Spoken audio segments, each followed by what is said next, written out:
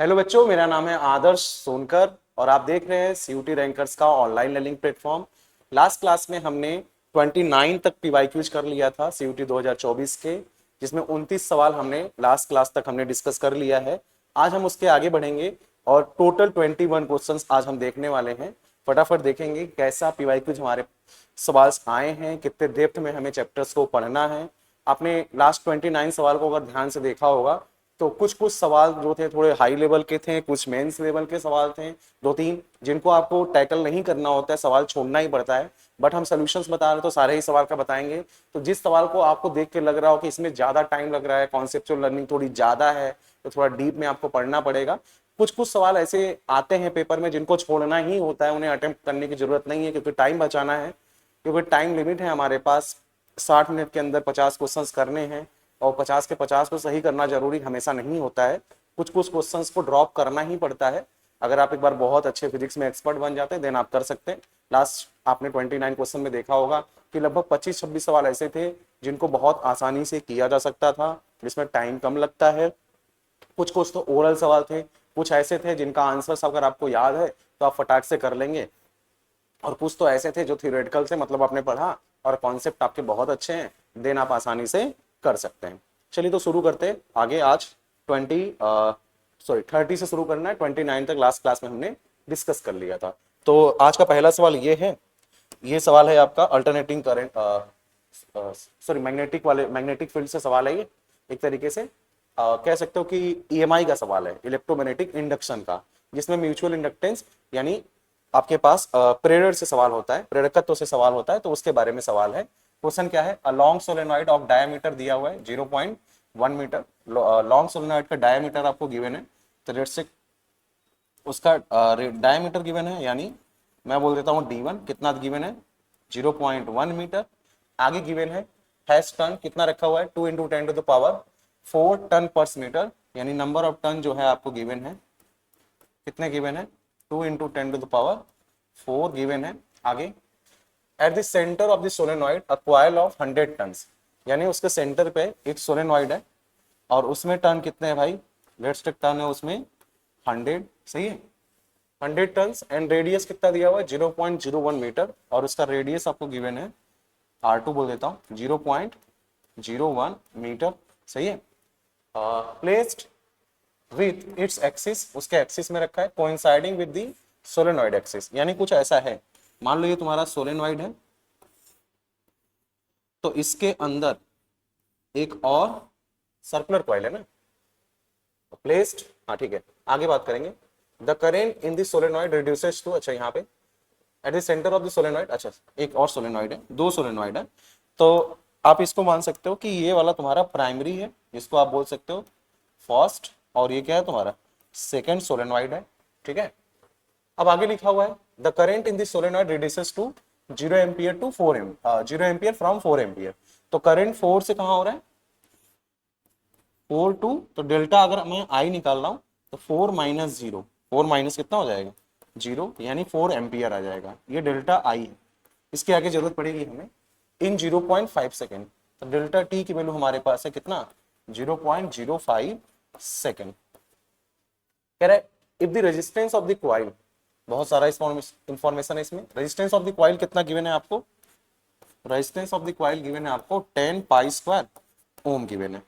कह रहा है then total charge flowing through the coil, total charge पूछ रहा है डेल्टा क्यू कितना होगा, सही है, ये निकालना है हमें। तो ध्यान दो, अगर आपने पढ़ा है ध्यान से तो आपको पता होगा डेल्टा क्यू निकालने के लिए आप क्या करेंगे, पहले सबसे पहले निकालो ईएमएफ। ईएमएफ कैसे निकलेगा -m/di/dt, क्या प्रोसेस होना चाहिए, पहला स्टेप ईएमएफ निकालो। दूसरा, अगर आपको ईएमएफ पता चल गया तो आई निकाल सकते हो, I = E/R, सही है, I = E/R, यानी कितना हो जाएगा -m/R/di/dt, आई निकल जाएगा। फिर आई बराबर क्या होता है, आई बराबर होता है तुम्हारा delta Q by delta T.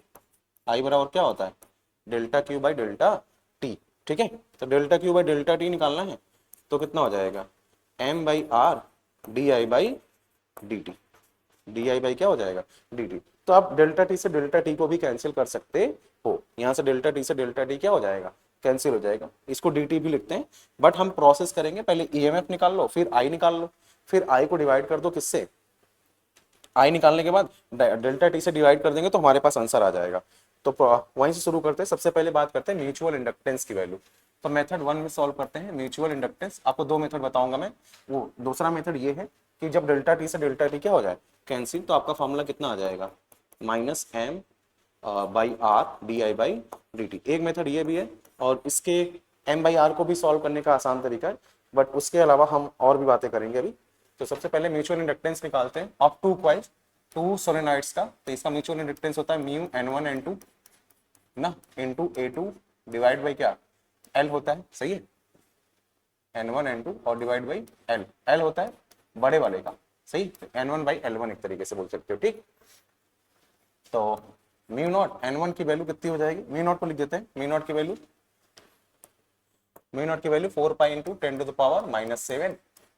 N1 कितना हो गया था मेरा, N1 था भाई हमारे पास, N1 हो गया 2 into 10 to the power 4, 2 into 10 to the power 4, और इंटू में N2 की वैल्यू 100, और छोटे वाले का अंदर जो है, अंदर वाले का एरिया, इसको बोलते हैं A2 एरिया।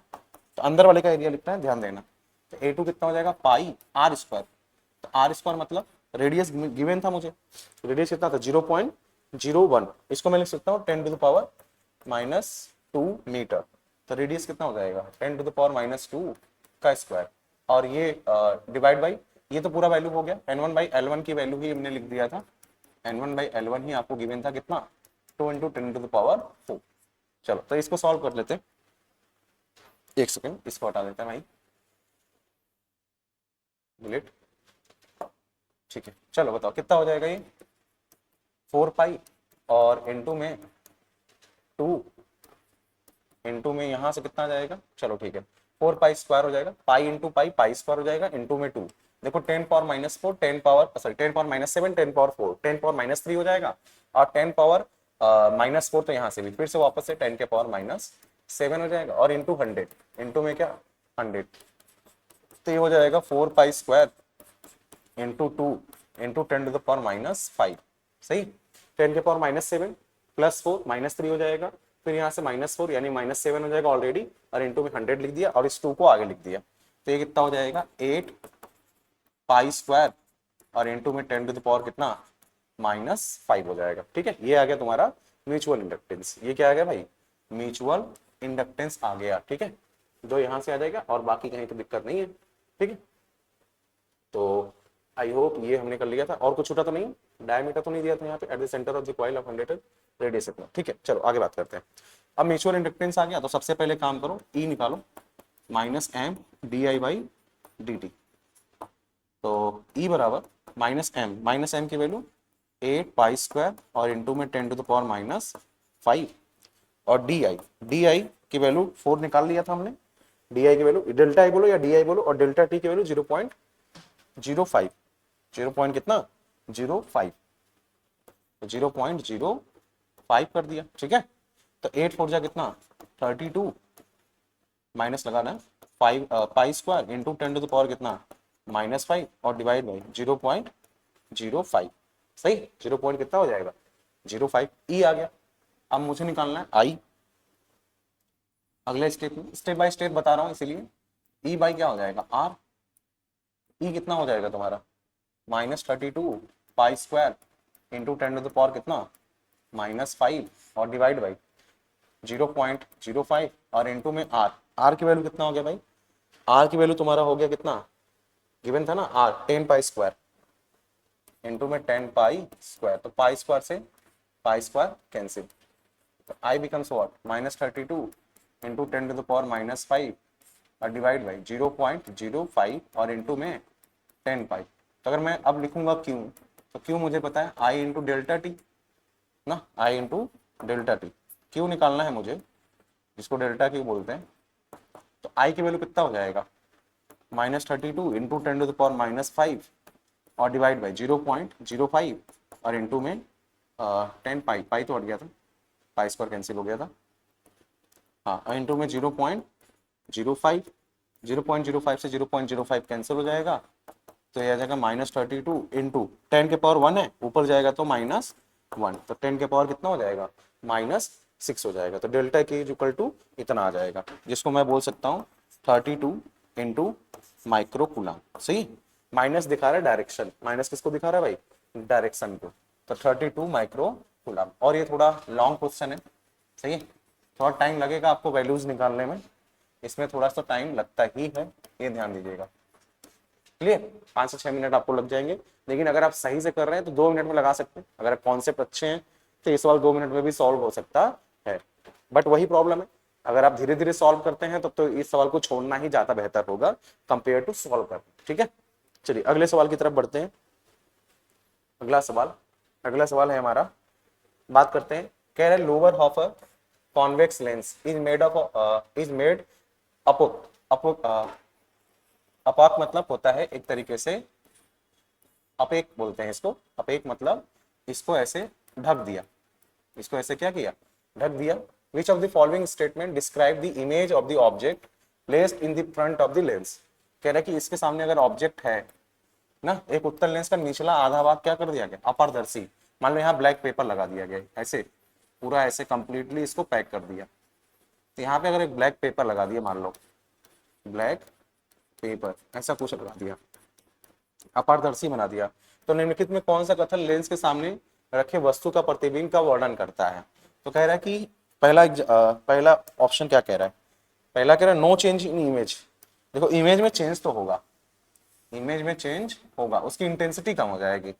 इमेज, अच्छा image no change in image, image में चेंज होगा, image length no change, image length में कोई चेंज नहीं होगा, इमेज लेंथ में नो चेंज, इमेज लेंथ में कोई चेंज नहीं होगा, बट इमेज में चेंज होगा। कह रहे image will show only half of the object, नहीं, इमेज लेंथ में कोई चेंज नहीं होगा, इमेज जैसा जितना बड़ा ऑब्जेक्ट है उतना बड़ा बनेगा। क्यों ऐसा, क्योंकि लाइट रे आया तो यहां से कहीं ना कहीं से तो लाइट चला जाएगा ना, 2 लाइट रे है, इस ऑब्जेक्ट से तो इनफाइनाइट लाइट रे आ रहा है, इस ऑब्जेक्ट से कैसे लाइट रे आ रहा है, इनफाइनाइट, सही है, तो कोई ना कोई 2 रे तो यहाँ मिल जाएगा, हाँ, लेकिन इंटेंसिटी थोड़ा कम हो जाएगा, तो इंटेंसिटी ऑफ इमेज रिड्यूस हो जाएगा, यानी प्रतिबिंब की तीव्रता कम हो जाएगी, बिल्कुल सही। प्रतिबिंब में कोई परिवर्तन नहीं होगा, नहीं होगा, लेंथ में उसके कोई परिवर्तन नहीं होगा, प्रतिबिंब के वस्तु का आधा दिखाई देगा, नहीं, लेंथ प्रतिबिंब तो पूरा दिखाई देगा, उसकी इंटेंसिटी क्या हो जाएगी, कम, प्रतिबिंब तो कंप्लीटली दिखाई देगा बट इंटेंसिटी क्या हो जाएगी, कम हो जाएगी, सही है, यानी सी स्टेटमेंट केवल करेक्ट है, बाकी स्टेटमेंट क्या है, गड़बड़ है। चलिए अगले सवाल की तरफ चलते हैं। अगला सवाल, ये आसान सवाल था, कॉन्सेप्ट बेस्ड था। अगला सवाल कह रहा है 2 slits are made 0.1 mm apart, सही है, 0.1 mm मतलब डी की वैल्यू, स्मॉल डी की वैल्यू कितना है, 0.1 mm apart, and the screen is placed 2 metre away, screen जहां पे रहता है उसे कैपिटल डी बोलते हैं।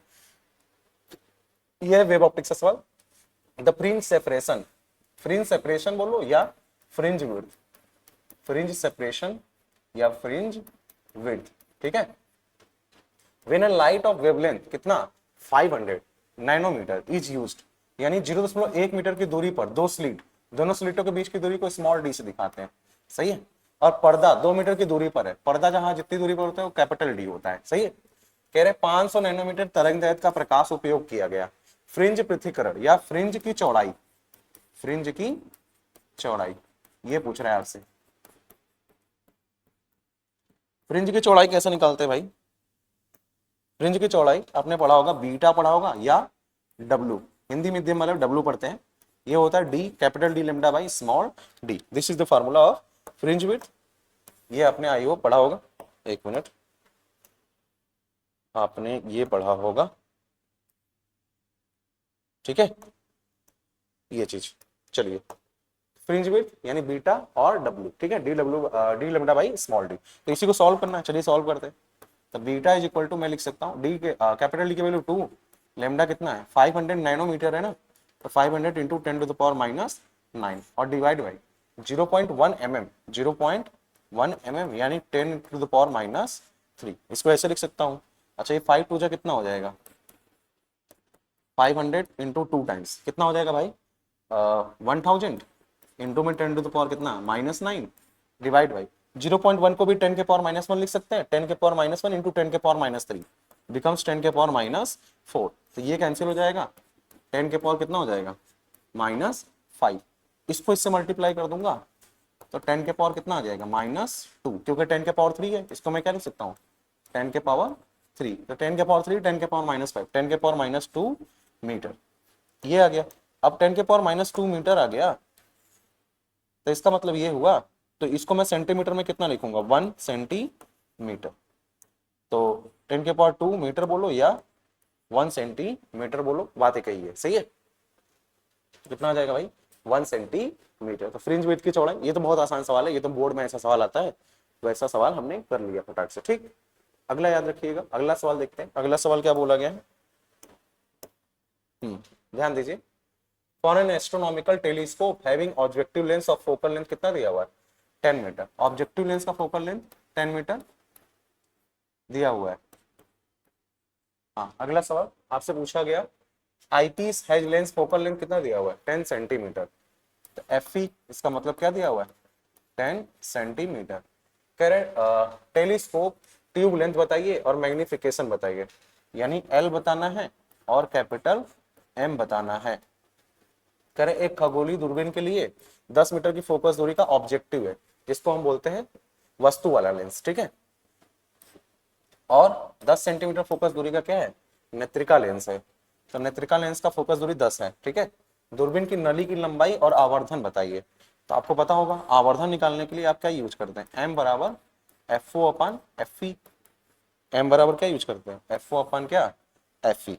तो अगर मैं ये फॉर्मूला अप्लाई करूं तो मैं क्या लिखूंगा एम बराबर एफ ओ कितना हो गया तुम्हारा, एफ ओ मीटर में ना, सेंटीमीटर में कन्वर्ट कर लो 1000 और डिवाइड बाई एफ ई कितना है 10, तो इसको इससे कट कर दिया कितना आ जाएगा 100, यानी एम की वैल्यू आ गया तुम्हारा 100, ठीक है, ये आ गया।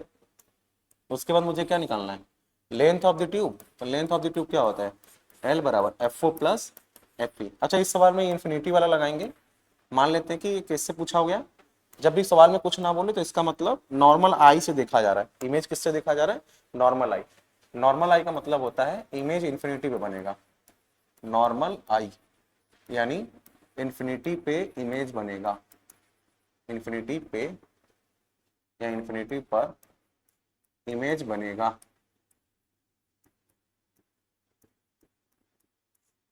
ठीक है। एल बराबर F O plus F E, solve कर देते हैं, एफ ओ की वैल्यू कितना 100 10 है ना 1000 और प्लस एफ ई की वैल्यू 10, तो 1010 हो जाएगा, यानी 10 सेंटीमीटर। तो ये भी सवाल बहुत आसान है, इसके लिए तो पेन चलाने की जरूरत नहीं है, ठीक है। तो कितना हो जाएगा भाई 100 एंड 1010 सेंटीमीटर, ठीक है। तो आई होप आपको 33 क्वेश्चन नंबर समझ आया होगा।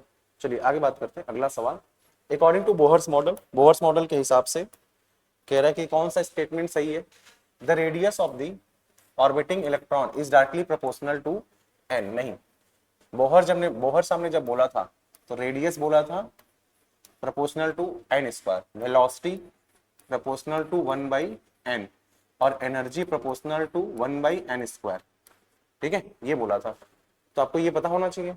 तो रेडियस पहला स्टेटमेंट गड़बड़ हो गया, कह रहा the speed of the orbiting electron is directly proportional to 1/n, सही है। The magnitude of the total energy of the orbiting electron is directly proportional to 1/n square, हाँ एनर्जी का भी यही होता है। The radius of the orbiting electron is directly proportional to n square, तो D वाला भी सही है। परिक्रमा कर रहे इलेक्ट्रॉन की त्रिज्या प्रोपोर्शनल टू n होती है, नहीं, परिक्रमा कर रहे इलेक्ट्रॉन की गति 1/n के अनुसार होती है, हाँ स्पीड इसका यही होता है। परिक्रमा कर रहे इलेक्ट्रॉन की कुल ऊर्जा परिक्रमण का कितना होता है 1/n स्क्वायर, ये भी सही है। अगला परिक्रमा कर रहे इलेक्ट्रॉन की त्रिज्या n स्क्वायर के प्रोपोर्शनल होती है, मतलब ये भी सही है। तो कौन कौन सा सही है बी सी और डी, बी भी सही है, सी भी सही है और डी भी, तो बी सी डी, तो बी सी डी कौन सा ऑप्शन में फोर्थ ऑप्शन में, सही है। तो ये क्या था बोहर मॉडल का आपने पढ़ा है और बोहर मॉडल के सारी थ्योरीज वगैरह आपको पता है और बोहर मॉडल के सारे कॉन्सेप्ट पता है, तो आप फटाक से कर लेंगे। और ये क्लास नोट्स के सवाल है, मतलब क्लास में तो ये सब चीजें पढ़ाई ही जाती हैं, थ्योरेटिकल जितने भी मिलेंगे वो क्लास नोट्स में मिल जाएंगे। न्यूमेरिकल्स में वैल्यूज चेंज हो जाती हैं, बस उस वैल्यूज को ध्यान रखेंगे तो आप फटाक से सवाल सॉल्व कर लेंगे, इसमें कोई प्रॉब्लम नहीं होगा, ठीक है। चलिए आगे बढ़ते हैं। आई होप, अच्छा उसके पहले, आगे बढ़ने से पहले मैं आपको बता देता हूँ, ध्यान सुनिए। अगर आपको सीयूटी की तैयारी करनी है तो आप रैंकर्स एजुकेयर का ऑनलाइन लर्निंग प्लेटफॉर्म भी ज्वाइन कर सकते हैं, और रैंकर्स एजुकेयर का ऑफलाइन सेंटर भी चलता है जो कि दुर्गापुर वाराणसी में स्थित है। आप यहाँ आकर ऑफलाइन कोचिंग भी ज्वाइन कर सकते हैं। ऑफलाइन की फैसिलिटी ये है कि आपको वीडियो लेक्चर्स रिकॉर्ड मिलेगा क्लास का, उसका नोट्स मिलेगा, और उसके साथ साथ आपको मटेरियल्स मिलेंगे। टेस्ट सीरीज होगा ऑफलाइन के अंदर, जिसमें आपका डेली टेस्ट भी होगा, वीकली टेस्ट भी होगा, मंथली भी होगा। एक बार कोर्स कंप्लीट हो जाता है देन आपका फिर से पूरा, जिसको बोलते हैं कि कंप्लीट कोर्स होने के बाद आपका जो टेस्ट होगा वो पूरा कंप्लीट कराया जाएगा, फुल सिलेबस टेस्ट जिसको आप बोल सकते हैं। तो इसका मतलब आपको रिकॉर्डेड और लाइव लेक्चर मिलेगा। हाँ, ऑनलाइन में भी आपको रिकॉर्डेड और लाइव क्लासेस मिलेंगी भाई, स्ट्रक्चर स्टडी प्लान मिलेगा, टेस्ट सीरीज मिलेगा, प्रैक्टिस सेशन आपको मिलेगा, ऑनलाइन डाउट सेशन भी रखा जाएगा, ऑफलाइन में भी डाउट सेशन है। अगर आपको ऑनलाइन ज्वाइन करना है तो आप रैंकर्स एजुकेयर का ऑफिशियल जो उनका प्ले स्टोर पे ऐप है उसको डाउनलोड कर लीजिए, वहां से आप कोर्स को परचेज कर सकते हैं। ऑफलाइन तो बता ही दिया कहाँ पे है, वाराणसी दुर्गा कुंड में स्थित है। अगर आपको और कुछ जानकारी लेना है तो 9415190556 या 8874153302 पर विजिट फोन कर सकते हैं, या व्हाट्सएप कॉलिंग जो भी आपको लगे वो कर सकते हैं। बाकी एक्स्ट्रा जानकारी आप उनसे ले सकते हैं। ठीक, चलिए आगे बढ़ते हैं, अगला सवाल आप देखते हैं। ठीक, चलिए भाई आगे बात करते हैं। अगला सवाल क्या है, आपसे पूछा गया है, कह रहा है for a full wave rectifier, एक फुल वेव रेक्टिफायर है, if the input frequency is 50 hertz, input कितना है भाई 50 हर्ट्ज, आउटपुट फ्रीक्वेंसी कितना होगा। तो हाफ वेव है, sorry half full wave rectifier में आउटपुट पूछ रहा है, इनपुट कितना है भाई 50 है, तो इनपुट अगर 50 है तो आउटपुट 100 होगा। याद रखिएगा, फ्रीक्वेंसी आउटपुट में जो मिलेगा वो 2 टाइम्स में होगा फ्रीक्वेंसी इनपुट का, इनपुट का कितना होगा 2 टाइम्स होगा। ठीक है, तो फ्रीक्वेंसी आउटपुट में हमसे पूछ रहा है, तो फ्रीक्वेंसी आउटपुट में हो जाएगा तुम्हारा 2 टाइम्स, इनपुट कितना था 50 यानी 100 हर्ट्ज, कितना हो जाएगा 100 हर्ट्ज। सही है, इनपुट देखो कुछ ऐसा दिखता है, ये इनपुट होता है। ठीक, और आउटपुट में क्या होता है, ये जो सर्कल यहां बना जितने टाइम में उतने टाइम में ये पूरा सर्कल बन जाएगा, ये आउटपुट होता है। जब हम बताते हैं फुल वेव रेक्टिफायर, तो यहाँ पे फ्रीक्वेंसी अगर एफ है तो यहाँ कितना हो जाएगा 2f। सही, फ्रीक्वेंसी कितना हो जाएगा भाई 2f हो जाएगा, यानी टाइम पीरियड कितना हो जाएगा आधा। समझ आ रहा है बात, कोई दिक्कत। चलिए आगे बात करते हैं। अगला सवाल, ये सवाल तो बहुत आसान था, ये तो थ्योरी नोट्स में होते हैं ऐसे सवाल। ठीक है, चलिए आगे बात करते हैं भाई। अगला सवाल क्या कह रहा है, for an electric dipole in a non-uniform electric field with the dipole moment parallel to the direction of electric field, with the direction of electric field, यहाँ पे वर्ड मिसिंग है, एक मिनट हटा देते हैं, the direction of electric field।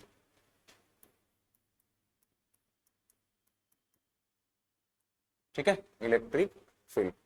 आगे पूछ रहे हैं हमसे, कह रहा है कि the force F and torque on the dipole respectively, कह रहा है एक असमान विद्युत क्षेत्र में विद्युत द्विध्रुव के लिए विद्युत द्विध्रुव आघूर्ण जो कि विद्युत क्षेत्र के दिशा के समांतर होता है, द्विध्रुव पर बल और बल युग्म का आघूर्ण, यानी कंडीशन कुछ ऐसा है कि लेट्स टेक तुम्हारा इलेक्ट्रिक फील्ड कुछ ऐसा है।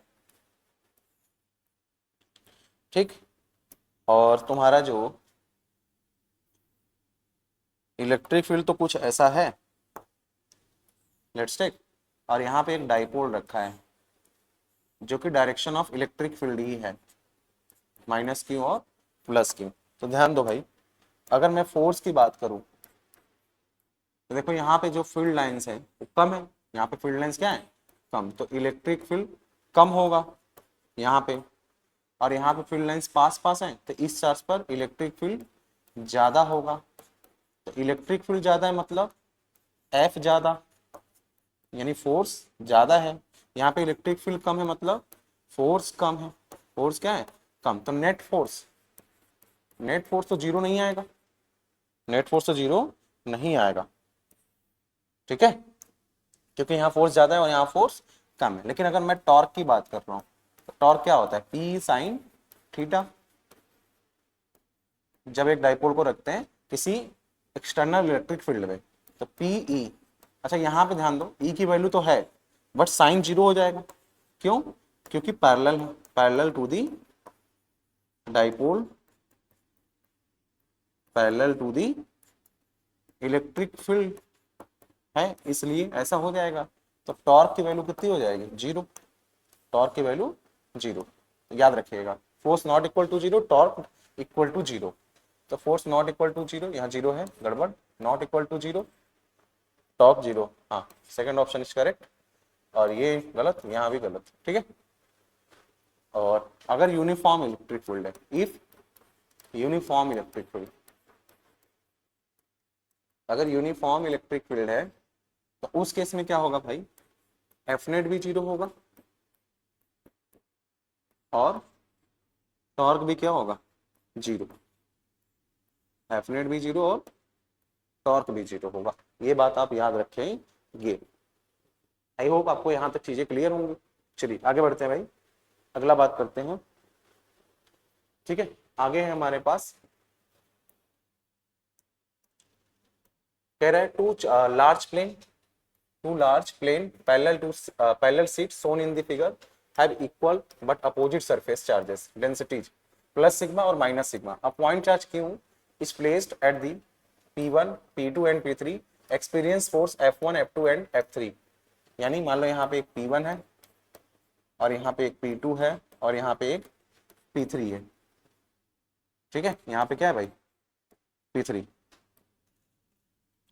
चलो ध्यान दो भाई, अगर मैं बात कर रहा हूँ P1 पे निकालना है तो ये प्लस सिग्मा है, यहाँ पे प्लस सिग्मा और यहाँ माइनस सिग्मा। इसको थोड़ा हटा देता हूँ, इन सबको हटा देता हूँ भाई।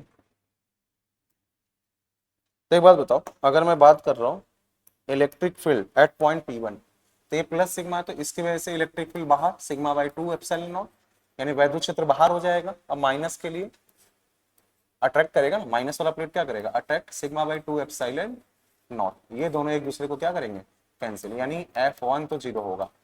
अब जरा P2 पे देखो, प्लस सिग्मा के लिए तो इलेक्ट्रिक फील्ड बाहर कितना हो जाएगा,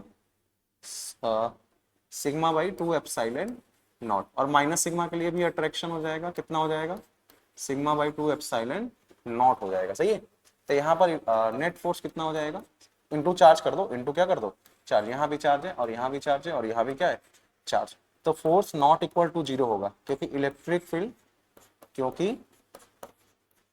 इलेक्ट्रिक फील्ड कैसा है, नॉट इक्वल टू जीरो। अब इस पॉइंट पे देखो, अगर प्लस सिग्मा है तो इलेक्ट्रिक फील्ड बाहर, अब माइनस सिग्मा है तो इलेक्ट्रिक फील्ड अट्रैक्ट करेगा, तो यहाँ से फिर से कैंसिल हो जाएगा, कितना, सिग्मा बाई 2 एप्सिलॉन नॉट, और यहाँ भी कितना, सिग्मा बाई 2 एप्सिलॉन नॉट। तो ये दोनों एक दूसरे को कैंसिल करेंगे, तो P1 पे फोर्स जीरो है और P3 पे भी फोर्स कितना होगा, जीरो हो जाएगा।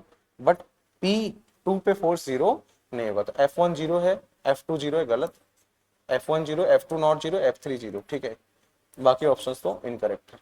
सही, क्लियर, यहाँ तक कोई दिक्कत नहीं होना चाहिए, ठीक, कोई दिक्कत।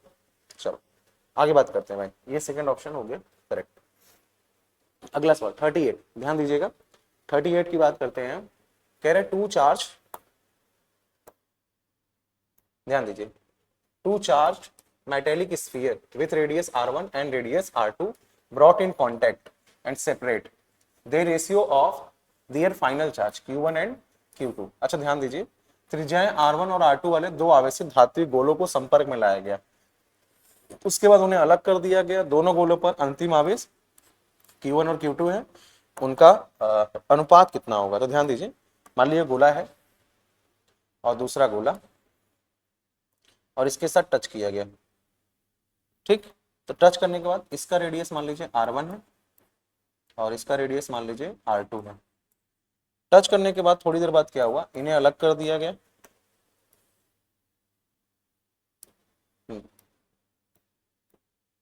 एक सेकेंड, कॉपी,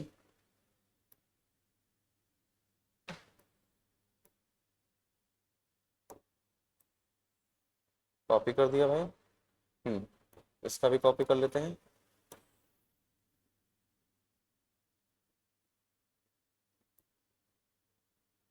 अब अलग अलग कर दिया गया, सही है। तो कुछ ये कर दिया गया, तो अब रेडियस कितना हो गया भाई, अभी भी रेडियस उतना ही होगा।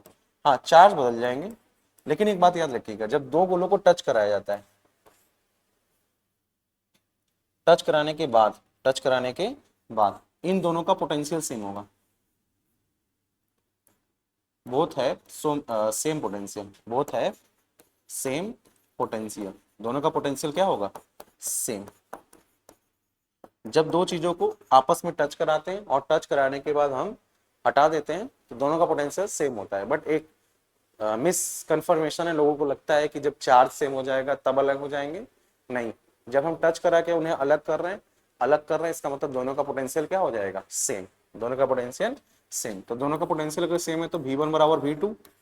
अब गोले की वजह से पोटेंशियल कितना होता है, वही पॉइंट चार्ज की वजह से 1/4 pi epsilon naught Q1 by R1 is equal to 1/4 pi epsilon naught Q2 by R2। तो ये दोनों एक दूसरे को क्या करेंगे, कैंसिल कर देंगे, तो Q1 बाई क्या हो जाएगा, R1 is equal to Q2 by R2 हो जाएगा। ठीक है, समझ आया बात। तो अगर मैं यहां से सॉल्व कर दूं, एक सेकेंड जस्ट वेट, हाँ Q1 by Q2 is equal to what, R1 by R2। ये रेशियो आपको याद भी रखना चाहिए, क्योंकि ये रेशियो डायरेक्ट आपको याद हो जाता है क्लासरूम के अंदर कि भाई दोनों का पोटेंशियल सेम हो जाएगा और रेशियो क्या हो जाएगा, R2 बाई R1। तो फर्स्ट ऑप्शन इज करेक्ट। एक मिनट, चलो फर्स्ट ऑप्शन क्या हो जाएगा भाई, करेक्ट हो जाएगा। ठीक, दोनों का पोटेंशियल सेम हो जाएगा, ध्यान देना दोनों का पोटेंशियल क्या हो जाएगा, सेम। अगला सवाल, अगला सवाल 39, देखो क्या लिखा हुआ है।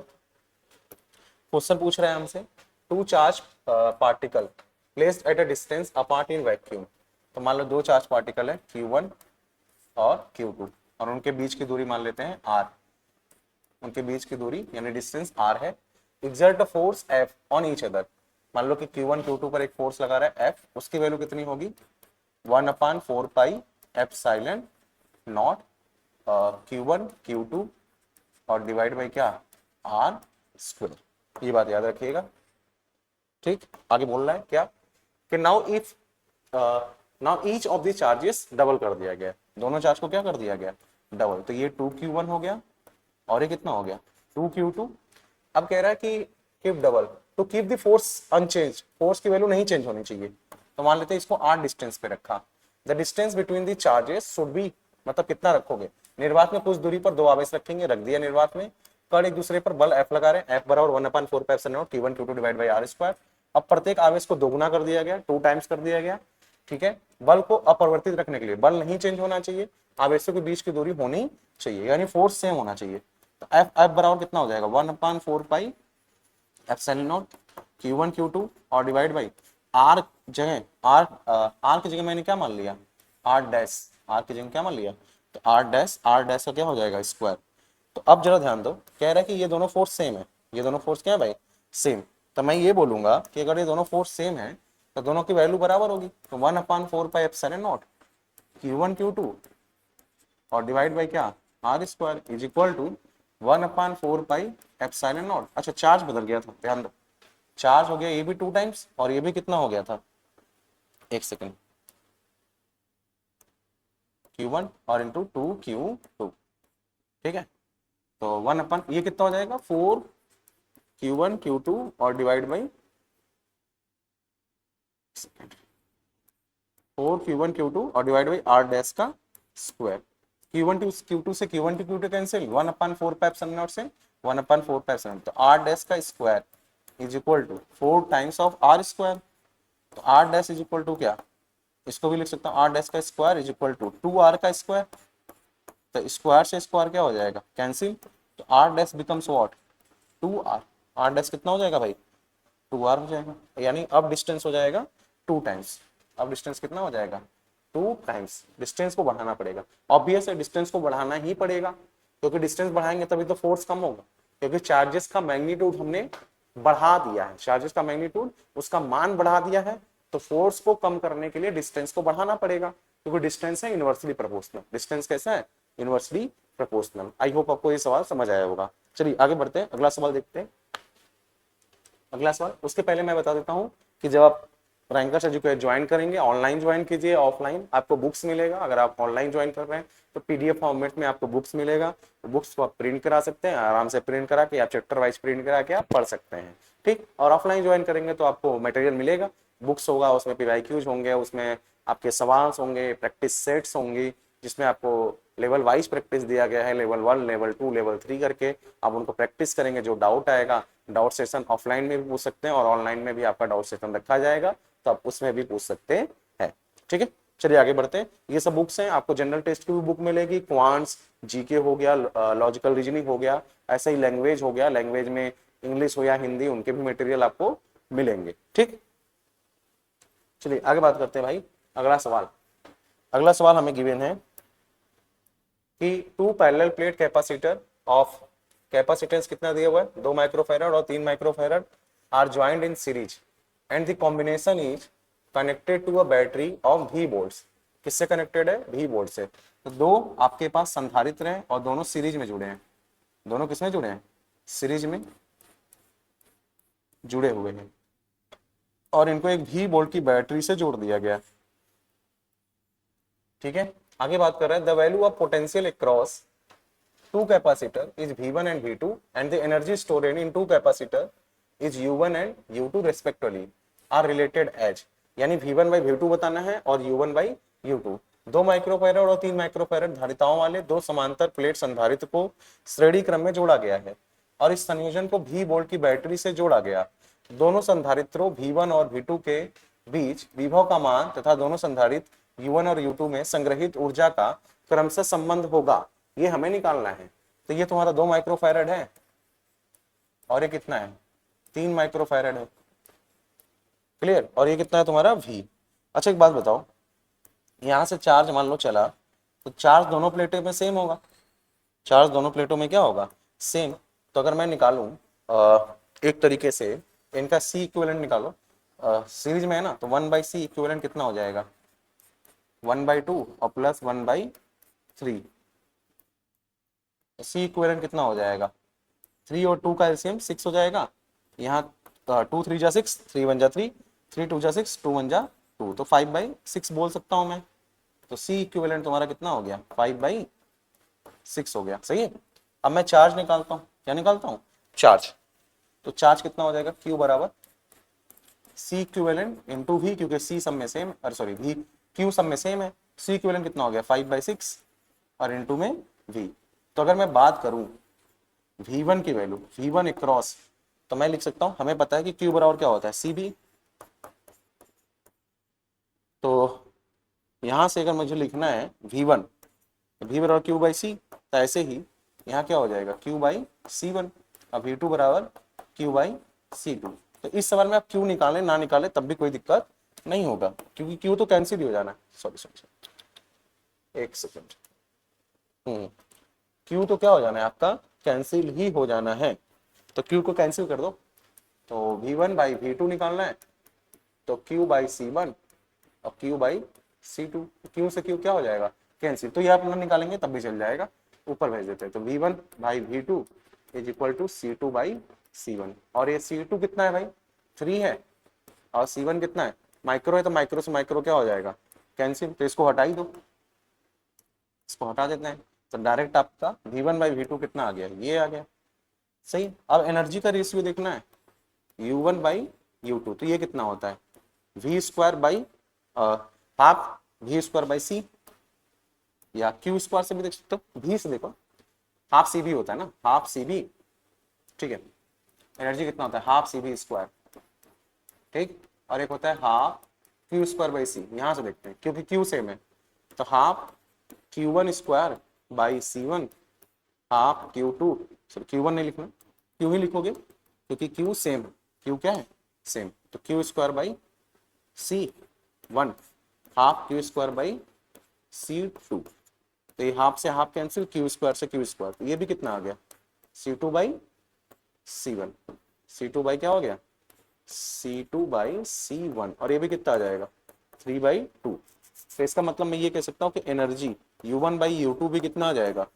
3/2 आ जाएगा। ठीक है, आई होप आपको यहाँ तक चीजें क्लियर होंगी। चलिए जस्ट इसके आगे बढ़ते हैं, फटाफट आगे बढ़ेंगे।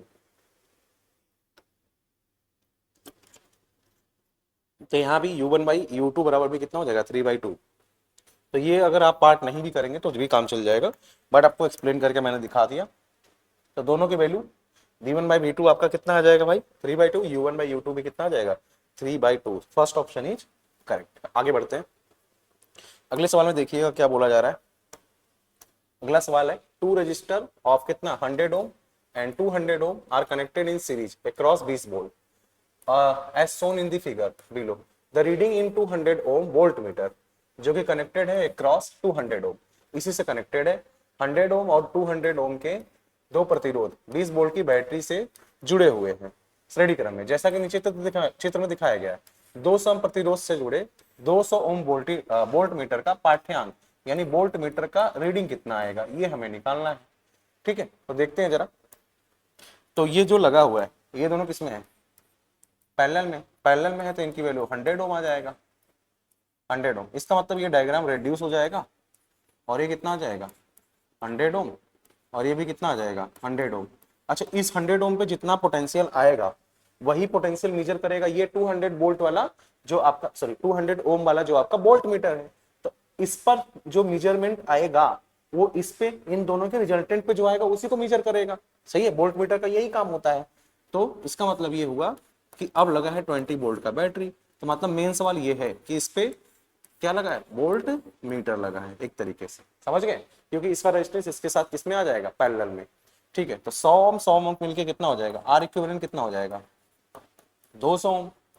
आर इक्विवेलेंट अगर 200 ओम हो गया तो करंट की वैल्यू कितनी हो जाएगी 20 डिवाइड बाई 200, क्योंकि v is equal to i is equal to क्या होता है v/r। तो ये आ जाएगा तुम्हारा कितना 1/10, 1/10 एम्पियर, 1/10 एम्पियर। अगर ये आ गया तो potential at 100 ohm, potential at 100 ohm resistance इस वाले 100 ओम पे, v इज इक्वल टू कितना IR। आई तो सेम होता है ना सीरीज में, यहाँ आई सब में क्या है सेम है, आई यहाँ भी सब में क्या है सेम है।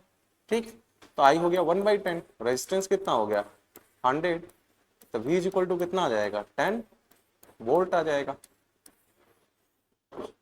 v is equal to 10 volt.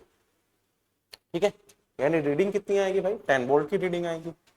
कितनी रीडिंग आएगी 10 वोल्ट। पहले ये जो 200 ओम है इसके साथ पैरेलल में जोड़ोगे ही, क्योंकि आइडियल वोल्ट मीटर का रेजिस्टेंस इन्फिनिटी होता है। कितना होता है भाई इन्फिनिटी। आइडियल रेजिस्टेंस की बात करें तो उसका रेजिस्टेंस कितना होता है वोल्ट मीटर का, इन्फिनिटी होता है। ठीक है, क्लियर है यहाँ तक। चलिए आगे बात करते हैं, अगला सवाल देखते हैं फटाफट। अगला सवाल है आपका the current through a 4/3 ohm external resistance connected to a parallel combination of two cell 2 volt and 1 volt internal resistance 1 ohm and 2 ohm respectively। Current पूछ रहा है यानी आई निकालना है हमें क्या निकालना है आई। कह रहा 2 वोल्ट और 1 वोल्ट ईएमएफ तथा क्रम से 1 ओम और 2 ओम के आंतरिक प्रतिरोध वाले दो सेलों को समांतर क्रम में जोड़ा गया, जिसका बाह्य प्रतिरोध कितना है 4/3 है। बाह्य प्रतिरोध यानी कैपिटल आर, तो कैपिटल आर 4/3, स्मॉल r1 है आपका 1, स्मॉल r2 है 2 ओम, E1 है आपका कितना 2 वोल्ट और E2 कितना है 1 वोल्ट। तो अगर I तक पहुंचना है तो सबसे पहले इन दोनों कॉम्बिनेशन का E इक्विवेलेंट निकालो, और E इक्विवेलेंट कैसे निकलेगा E1/R1 plus E2/R2 divide by 1/R1 plus 1/R2। ये होता है फॉर्मूला, ये क्या होता है फॉर्मूला ई इक्विवेलेंट निकालने का पैरेलल कॉम्बिनेशन में। E equivalent in parallel combination, parallel combination में ये ई इक्विवेलेंट होता है। ठीक, तो ई इक्विवेलेंट कितना आ जाएगा अगर मैं सॉल्व करूं तो ये आ जाएगा तुम्हारा 2/R1 की वैल्यू 1 प्लस E2 की वैल्यू 1/2 और डिवाइड बाई 1/1 प्लस 1/2, तो ये हो जाएगा 2 प्लस 1/2। एलसीएम ले लेते हैं डायरेक्ट, 2 एलसीएम 2 2 जा 4 और प्लस 1 1 जा 1, यहाँ भी 2 एलसीएम ले लो, 2 1 जा 2 और प्लस 1 1 जा 1, कितना आ जाएगा ये 5/2 डिवाइड बाई 3/2, तो 2 से 2 क्या हो जाएगा कैंसिल, तो आ जाएगा 5/3। अब ये आ गया इक्विवेलेंट, ऐसे ही 1/R इक्विवेलेंट निकाल लो ना इंटरनल रेजिस्टेंस का, तो 1/R1 प्लस 1/R2, और जस्ट अभी सॉल्व किया इसको मैंने 1/1 1/2 सॉरी 1/1 1/1 प्लस 1/2, ये 1/R इक्विवेलेंट, तो ये 1/R इक्विवेलेंट कितना हो जाएगा 3/2, R equivalent is equal to 2/3, सही है, तो यहाँ से R इक्विवेलेंट आ गया तुम्हारा। ठीक, अब लगाओ फॉर्मूला करंट का, I बराबर क्या होता है E equivalent divide by capital R plus small r equivalent, तो E इक्विवेलेंट कितना आ गया 5/3, कैपिटल R की वैल्यू, कैपिटल R की वैल्यू कितना हो गया भाई, कैपिटल R 4/3 अब प्लस 2/3, कितना हो जाएगा 5/3 whole divide by numerator sorry denominator same है 3, तो ऊपर आ जाएगा 6/3, 3 से 3 कैंसिल, तो आ जाएगा 5/6, तो करंट आ जाएगा भाई 5/6 एम्पियर, करंट कितना आ जाएगा 5/6 एम्पियर हो जाएगा। क्लियर यहाँ तक, आई होप आपको ये क्लियर होगा। चलिए आगे बढ़ते हैं, अगला सवाल देखते हैं, तो इसमें 5/6 करंट इलेक्ट्रिसिटी का सवाल है ये। चलिए अगला सवाल देखिए ध्यान से, क्या बोला गया, क्वेश्चन बोला गया a metallic wire of uniform area of cross section has a resistance कितना R, resistivity rho and power rating P at V volts, किस पे V वोल्ट्स पे, यानी इनिशियल कितना था भाई R था, रो था, पावर P था, कब V वोल्ट पे। अब आगे क्या किया गया, the wire is uniformly stretched to reduce the radius to the half, यानी यहां पे मान लो रेडियस R था, रेडियस कितना था स्मॉल r, तो अब क्या कर दिया गया रेडियस को हाफ कर दिया गया R/2, the value of the resistance resistivity and power, तो मान लेते कि रेजिस्टेंस चेंज हो गया R डैश हो गया और रो डैश, और पावर भी पूछ रहा है P dash at V volts, किस पे ही पूछ रहा है V वोल्ट्स पे ही पूछ रहा है कि V वोल्ट्स पे ही बताओ।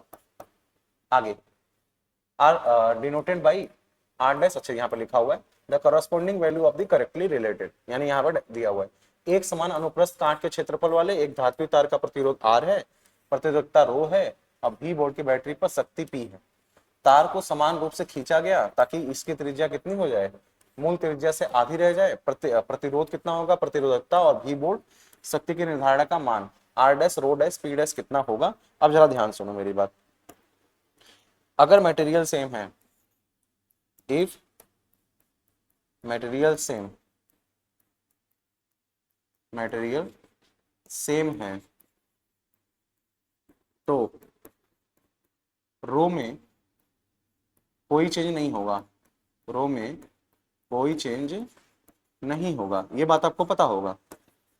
ठीक है, आप स्टेटमेंट में पढ़ते होंगे कि मटेरियल अगर सेम है तो रो में कोई चेंज नहीं होगा, मतलब आप उसको खींच के कुछ भी कर दो उससे मतलब नहीं है। रो डैश बराबर क्या होगा, रो जैसे डेंसिटी ऑफ वाटर सबका सेम, डेंसिटी ऑफ वाटर थोड़ा सा लो या 10 किलो लो या 50 किलो लो या उसको कुछ भी पानी के साथ कुछ भी कर दो, पानी के डेंसिटी में कोई चेंज नहीं होगा, तो इसलिए मटेरियल की डेंसिटी में भी कोई चेंज नहीं होगा।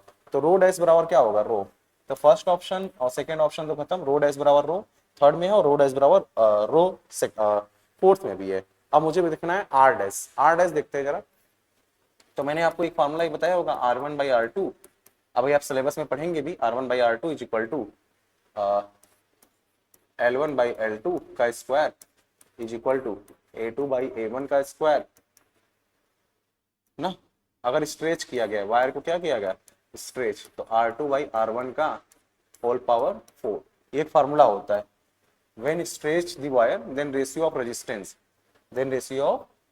तो मैं यहाँ पे देखूँ तो R1/R2 तो इज इक्वल टू R2 कितना हो गया हाफ हो गया पहले का, पहले कितना था R के होल पावर 4, पहले रेजिस्टेंस को R माना गया, मान लो बाद में R2, R से R कैंसिल, तो 1/2 के पावर 4 तो हो जाएगा 1/16, 1 कितना 16, तो 16R हो जाएगा इज इक्वल टू तुम्हारा क्या R2, 16R is equal to R2 हो जाएगा। क्लियर है यहाँ तक? आई होप यहाँ तक आपको बातें समझ आई होंगी। ठीक है, ये चीजें हो गई क्लियर। चलिए आगे बढ़ते हैं। आगे हमें देखना है भाई R2 is equal to 16R। अब पावर भी देख लीजिए, V तो सेम है ना, V square by power P1 और P2 V square by R1 हो गया, और ये R2 हो गया P1 बाई P2। अब P1 V स्क्वायर से V स्क्वायर क्या कैंसिल, तो P divide by P2 is equal to R2 divide by R1। R2 कितना हो गया 16R। ठीक है, क्लियर है यहाँ तक? हाँ ठीक है। और ये R है, R से R क्या हो जाएगा कैंसिल, तो P बाई 16 हो जाएगा तुम्हारा P2, यानी पावर कम हो जाएगा। पावर क्या हो जाएगा कम। तो R डैश बराबर 16R, ये इसी ऑप्शन करेक्ट है, यहाँ इनकरेक्ट। और ये हमने P डैश निकाल ही दिया 1/16, P इक्वल टू 1/16। ठीक है, क्लियर है यहाँ तक? चलिए आई होप यहाँ तक चीजें क्लियर होंगी। अगला सवाल देखते हैं। अगला सवाल क्या है भाई, तीन मटेरियल है, 3 magnetic material listed below, paramagnetic, diamagnetic, ferromagnetic. कह रहा है कि choose the correct order of the material in the increasing order of magnetic susceptibility, अनुचुंबकी, प्रतिचुंबकी और सबसे ज्यादा लौ चुंबकी का, उसके बाद अनुचुंबकी का, फिर प्रतिचुंबकी, यानी सी, ए और डी। ठीक है, तो कह रहा है कि करेक्ट ऑर्डर सुनो, तो सी ए बी किसमें कैप, ये आ जाएगा सी उसके बाद ए फिर बी। बात समझ आ रहा है? तो ये करेक्ट ऑर्डर हो गया। चलिए अगला सवाल। अगला क्या सवाल है ठीक है, ये बढ़िया सवाल है, ध्यान दीजिए। कह रहा है two infinitely long straight parallel conductor carrying currents I1 and I2 are held at a distance d apart in the vacuum.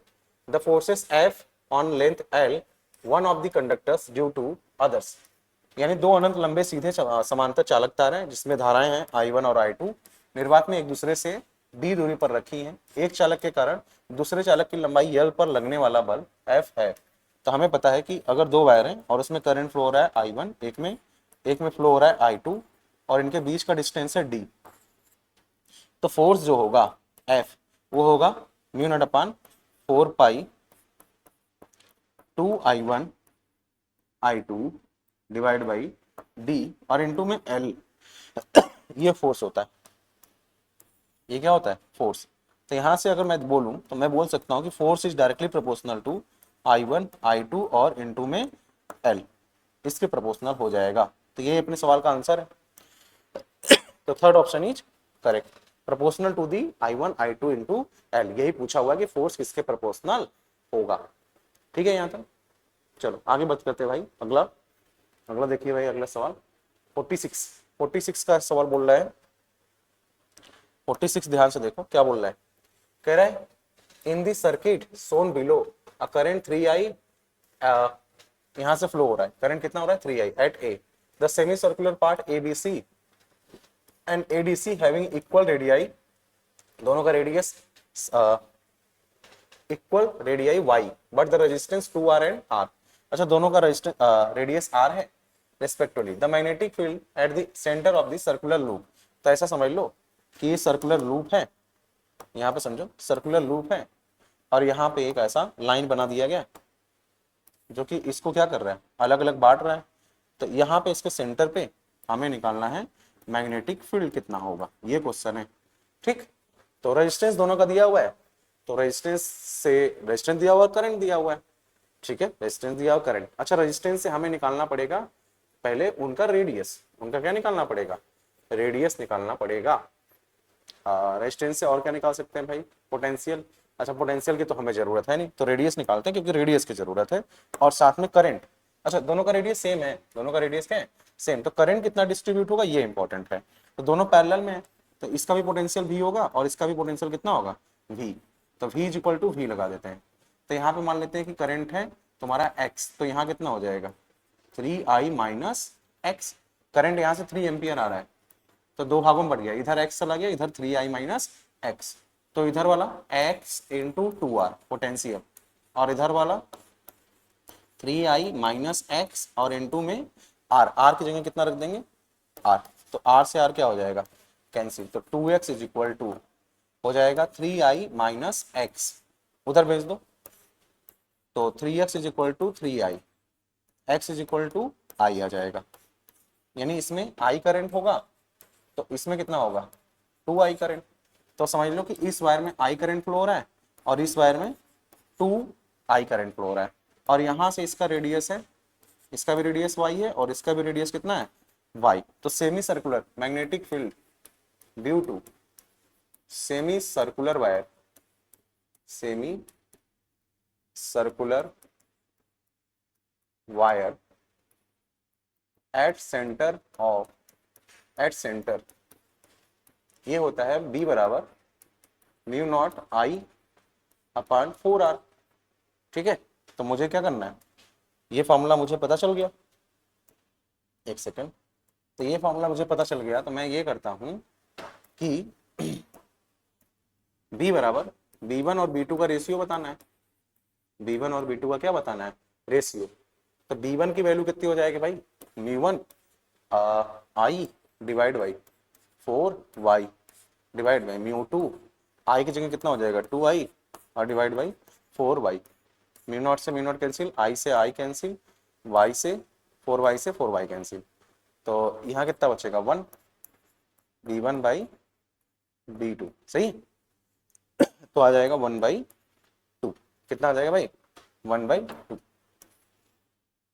ठीक है, तो इनका रेशियो आ जाएगा, ओके ओके रेशियो नहीं पूछा है, पूछा है अंतर। क्या पूछा है अंतर, तो चलो ठीक है अंतर ही निकाल लेते हैं, इसको हटाते हैं, थोड़ा इरेज कर देते हैं। अच्छा देखो ध्यान से सुनो, ला देते हैं यहाँ से, डिफरेंस पूछा है। तो इसकी वजह से मैग्नेटिक फील्ड, अगर मैं इस वायर की वजह से देख रहा हूं तो इन होगा और इसके लिए देख रहा हूं तो आउट। तो बी नेट कितना आ जाएगा 2 टाइम्स ऑफ म्यू नॉट, सही 2 times mu naught into 2i divide by 4r minus mu naught into i divide by 4r। तो ये 2 टाइम्स है तो 2 में से 1 चला गया तो कितना बचेगा, बी नेट बराबर, यहाँ पे सॉल्व कर देता हूँ, 2 mu naught i minus mu naught i divide by 4r, ये तुम्हारा बी नेट हो जाएगा। 2 म्यू नॉट i में से म्यू नॉट i गया तो म्यू नॉट i बचेगा डिवाइड बाई कितना 4r, सही 4 आ जाएगा। अच्छा अब कहाँ पाएगा, आउट ऑफ द प्लेन, इसकी वजह से तुम्हारा आएगा डॉट और इसकी वजह से तुम्हारा क्या आएगा क्रॉस। तो डॉट वाला ज्यादा है क्रॉस वाला कम है, तो डॉट यानी आउट ऑफ द प्लेन आएगा, सही इनटू द प्लेन नहीं होगा, ठीक आउट ऑफ द प्लेन, यानी फर्स्ट ऑप्शन इज करेक्ट। समझ आ रहा है बात, क्लियर, यहां तक हो गई बातें। चलिए अगला सवाल 46 हो गया, 47 देखते हैं।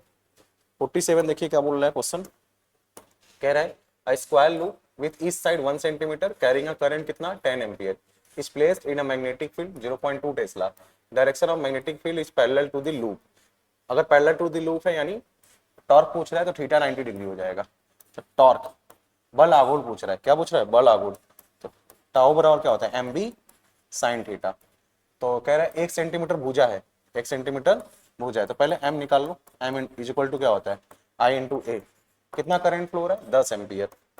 ठीक है, एरिया क्या हो जाएगा, वर्गाकार लूप है ना तो ए स्क्वायर मतलब 10 के पावर माइनस 2 का स्क्वायर, 1 सेंटीमीटर को कन्वर्ट कर दो मीटर में, 10 के पावर माइनस 2 मीटर, तो 10 के power m is equal to 10 into 10 to the power minus 4, यानी 10 टू द पावर कितना -3।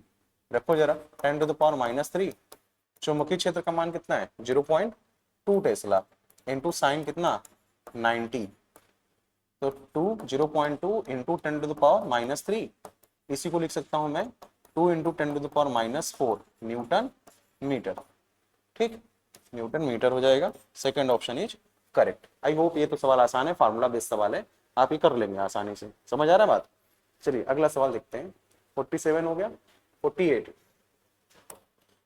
क्या पूछ रहा है सवाल, ध्यान दीजिए, कह रहा है in AC circuit the current leads the voltage by π/2 this circuit is. अच्छा यहाँ ध्यान रखिएगा, करंट लीड कर रहा है किससे, पोटेंशियल से, कितना डिग्री 90 डिग्री, π/2, ये होता है कैपेसिटर, ये क्या होता है कैपेसिटर। अगर आप बात करेंगे रेजिस्टेंस की, तो रेजिस्टेंस में नो चेंज, पोटेंशियल भी यही होता है रेजिस्टेंस भी यही होता है, दोनों सेम डायरेक्शन में। ठीक, अगर बात करो कि जो करंट है वो लैग कर रहा है कितने से π/2 से वोल्टेज से, तो उसको हम बोलते हैं प्योर इंडक्टिव सर्किट। ये तो थ्योरी वाला पार्ट है, मतलब आप जब प्रूव कराया जाता है तो उसी समय ये बता दिया जाता है। तो यहाँ पे क्या होगा, पूर्णतः धारिता हो जाएगा। क्या हो जाएगा, धारिता, प्योर इंडक्टिव सर्किट। एक प्रत्यावर्ती धारा परिपथ में धारा वोल्ट से कितना आ गया है, धारा वोल्टेज से π/2 आ गया, इसका मतलब प्योर आपका क्या है, धारिता, प्योर कैपेसिटिव सर्किट है। प्योर क्या है आपका, कैपेसिटिव सर्किट है। चलिए आगे, 48 हो गया भाई, 49 अगला सवाल देखते हैं जरा। 49 क्या कह रहा है, क्वेश्चन क्या है भाई, ध्यान दीजिए। कह रहा है in a pair of adjacent coil for a change in current one of the coil is 0 to 10 ampere. कितने सेकंड में हो जा रहा है, 0.25 सेकंड में। The magnetic flux adjacent coil changes by 15 weber, 15 weber से चेंज हो रहा है। म्यूचुअल इंडक्टेंस पूछ रहा है ऑफ द कॉइल, कॉइल का क्या पूछ रहा है, म्यूचुअल इंडक्टेंस। कह रहे हैं आसन्न कुंडलियों का एक युग में किसी एक कुंडली में धारा का मान 0.25 सेकंड में कितना होता है, 0 एम्पियर से 10 एम्पियर हो जा रहा है, तक बदलता है। आसन्न कुंडली में चुंबकीय फ्लक्स 15 हो गया, चेंज हो रहा है, तो कुंडली का पारस्परिक प्रेरण कितना होगा, तो m बराबर होता है delta phi by delta I, delta phi by delta I, सही लिखा, फाई इज इक्वल टू, हाँ ठीक है, डेल्टा, देखो आपने ये पढ़ा होगा phi is equal to M I, phi is equal to क्या पढ़ा होगा, एम आई, तो वही चीज हमने यहाँ पे लिख दिया, ये फॉर्मूला होता है। अब क्या करो, m निकालना है, तो डेल्टा फाई तुम्हारा कितना हो गया 15, और डेल्टा आई कितना हो जाएगा 10 माइनस 1, सॉरी 10 माइनस 0। टाइम से कोई लेना देना नहीं है, टाइम से हमें कोई लेना देना नहीं है, तो 15 और डिवाइड बाई कितना 10, तो 15 डिवाइड बाई 10 यानी 1 पॉइंट कितना हो जाएगा 5 हेनरी, 1 पॉइंट कितना हो जाएगा 5 हेनरी, ठीक है। टाइम से हमें कोई लेना देना नहीं। हाँ ईएमएफ पूछता तो उसमें जरूरत हमें पड़ती, उसमें पड़ता di/dt, उसमें जरूरत हमें पड़ता, ठीक। चलिए अगला सवाल, अगला सवाल देखिएगा। अगला सवाल है ये, कह रहा है a wire of irregular shape in the figure A, a circular wire of figure B are placed different uniform magnetic field as shown in the figure below. In figure A, the magnetic field is perpendicular into the plane. अब B में क्या है भाई, perpendicular out in the plane. The wire is figure is turning into circular loop. अब figure B किस में हो रहा है, स्ट्रेट लाइन में आ रहा है, डायरेक्शन ऑफ इंड्यूस्ड करंट। आकृति एक में अनियमित आकार का एक तार, आकृति B में तार का एक वृत्ताकार लूप अलग अलग एक समान चुंबकीय क्षेत्र में रखे गए हैं, जैसा कि नीचे दिए गए आकृतियों में दिखाया गया है। चुंबकीय क्षेत्र के तल के लंबवत है, आकृति बी में चुंबकीय क्षेत्र तल के बाहर लंबवत है। आकृति ए में तार एक वृत्ताकार लूप में, आकृति बी में अच्छा संकीर्ण सीधे तार में बदल जाता है। अब ध्यान सुनिए, यहाँ पे कॉन्सेप्ट है फ्लक्स का बढ़ना और फ्लक्स का कम होना। तो ये क्या हो रहा है, धीरे धीरे किस में कन्वर्ट हो रहा है, एक सर्कुलर वायर में। तो पहले फ्लक्स क्या था, कम, ऐसे कॉन्सेप्ट लगाया था, फाई कम था, फाई ज्यादा हो रहा है, फाई क्या हो रहा है, ज्यादा। फाई अगर ज्यादा हो रहा है इसका मतलब पहले बी कम था, तो इसका मतलब बी अब क्या हो रहा है, ज्यादा, सही है, ठीक। अगर बी ज्यादा हो रहा है तो बी को कम करना पड़ेगा, इसको कम करना होगा, कम करना होगा, सही, इसको कम करना पड़ेगा। अगर कम करना है तो यहाँ पे तुम डॉटेड मैग्नेटिक फील्ड अप्लाई करोगे। क्या अप्लाई करोगे, डॉटेड मैग्नेटिक फील्ड, समझ रहे हो, इधर क्या अप्लाई करोगे, डॉटेड मैग्नेटिक फील्ड अप्लाई करोगे। और डॉटेड मैग्नेटिक फील्ड का मतलब करंट जो है एंटी क्लॉकवाइज फ्लो होगा। देखो अगर डॉटेड मैग्नेटिक फील्ड यहाँ जनरेट करना है, यहाँ पे डॉटेड मैग्नेटिक फील्ड लाना है, सही, तो करंट कैसा रहेगा तुम्हारा, एंटी क्लॉकवाइज। करंट कैसा होना चाहिए, एंटी क्लॉकवाइज फ्लो होना चाहिए। तो एंटी क्लॉकवाइज, ठीक है, एंटी क्लॉकवाइज है इन ए, इन एंटी क्लॉकवाइज इन ए। अगर हम बात कर रहे हैं, अब ये क्या हो रहा है, इसमें कम हो रहा है, यानी फाई पहले ज्यादा था, अब फाई क्या हो रहा है, कम। इसका मतलब बी ज्यादा था, बी अब क्या हो रहा है, कम, बी हो रहा है कम। इसका मतलब बी को बढ़ाना होगा, बी को बढ़ाने के लिए, बी को बढ़ाने के लिए हम क्या करेंगे, सेम डायरेक्शन में मैग्नेटिक फील्ड अप्लाई करेंगे, क्योंकि बी को हमें बढ़ाना है। जब ये कॉन्सेप्ट पढ़ेंगे आप तो आपको पता चलेगा कि हम कैसे मैग्नेटिक फील्ड को इंक्रीज करते हैं। बढ़ाना है मतलब आपको फिर से लगाना पड़ेगा यहाँ पे डॉट, यहाँ पे क्या लगाना पड़ेगा, डॉट, सेम डायरेक्शन में। तो सेम डायरेक्शन में लगाना है, इसका मतलब यहाँ पे डॉटेड बनाना है। यहाँ पे कैसे बनाना है भाई, डॉटेड, डॉट में था तो डॉटेड ही बनाना है। तो इसका मतलब आपको वापस से एंटी क्लॉकवाइज में करंट आपको फ्लो कराना पड़ेगा। कैसा फ्लो कराना पड़ेगा? एंटी क्लॉकवाइज, तभी तो डॉट आएगा। तो इसमें भी कैसा होगा? Anti clockwise. तो भाई एंटी क्लॉकवाइज ए में भी और एंटी क्लॉकवाइज बी में भी, क्योंकि इसका फ्लक्स को मुझे बढ़ाना है, इसके फ्लक्स को बढ़ाना है सेम डायरेक्शन में मैग्नेटिक फील्ड, और इसके फ्लक्स को मुझे क्या करना है? कम करना है, तो अपोजिट डायरेक्शन में मैग्नेटिक फील्ड, तो दोनों में ही करंट एंटी क्लॉकवाइज फ्लो होगा। ठीक, तो आई होप आपको ये पीवाईक्यूज 2024 के 50 क्वेश्चन मैंने करा दिए, वो आपको समझ आए होंगे कि इसमें कितना टाइम लगा, अपने हर एक सवाल को बहुत बारीकी से देखा होगा और समझा भी होगा। ठीक है, तो हाँ 50 सवाल देखा भी होगा और समझा भी होगा। इसके बाद आपको आइडिया लग गया होगा कि किस चैप्टर से ज्यादा प्रॉब्लम्स आए हैं, उन्हें कैसे सॉल्व किया गया है, कितना बोर्ड से ऊपर हमें बढ़कर पढ़ना है, कितनी चीजें हमें एक्स्ट्रा सोचनी है, ये सब आपने इसमें देखा होगा। 50 के 50 सवाल हमने अभी कंप्लीट करा दिए। तो आज के लिए बस इतना ही। थैंक यू सो मच, धन्यवाद।